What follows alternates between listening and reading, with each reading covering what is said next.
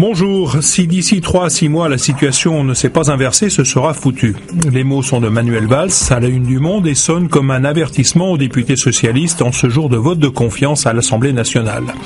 Face aux critiques dans sa majorité, le Premier ministre a choisi de dramatiser l'enjeu de ce 16 septembre sur le mode « la confiance ou le chaos » en annonçant le FN aux portes du pouvoir. En chute libre, lui aussi dans les sondages, Manuel Valls, en cas de blocage sur le vote du budget en octobre, serait prêt à se tourner vers le centre, comme l'avait fait Michel Rocard en son temps, ou à appliquer l'article 49.3.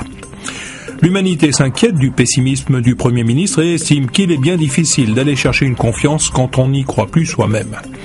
Le Premier ministre, en tout cas, reçoit un soutien à double tranchant de Pierre Gattaz dans Aujourd'hui en France. Le patron des patrons estime que le modèle social français a vécu et il encourage Manuel Valls à aller encore plus vite et plus fort en levant les tabous sur les 35 heures, les seuils sociaux ou le travail le dimanche. Un tox s'étouffe Libération qui passe au crible les mesures jugées antisociales, caricaturales et contre-productives d'un MEDEF encouragé par la bienveillance de l'exécutif. Ainsi, la suppression de 2 jours fériés ne créerait pas 100 000 emplois, mais 15 000. Pour Éric de Coutty, le MEDEF finit par renvoyer l'image d'un patronat qui demande sans cesse des efforts aux salariés sans rien donner en retour. Mais finalement, une autre politique est-elle possible ? C'est à cette question que la Croix tente de répondre en passant au banc d'essai différentes options de politique économique. Face à une ligne gouvernementale de relance de l'investissement qui tarde à produire ses effets, la relance par la consommation, l'assouplissement du marché du travail ou la sortie de l'euro présente de sérieux écueils, l'espoir peut venir de la réorientation de fait de la politique européenne vers un arrêt de la baisse des déficits à marche forcée.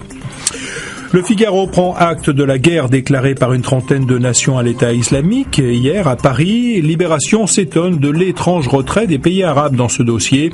Les monarchies sunnites, par exemple, pourtant menacées, paraissent peu désireuses de participer aux frappes, simplement parce que certaines grandes familles ont financé directement ces groupes terroristes.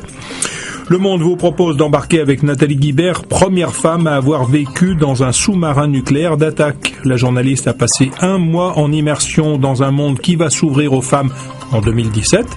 Une plongée passionnante à vivre toute cette semaine. On refermera cette revue de presse avec le regard de Plantu en une du Monde sur les idées de Pierre Gattaz pour relancer l'économie. François Hollande semble apprécier moyennement. Bonne journée.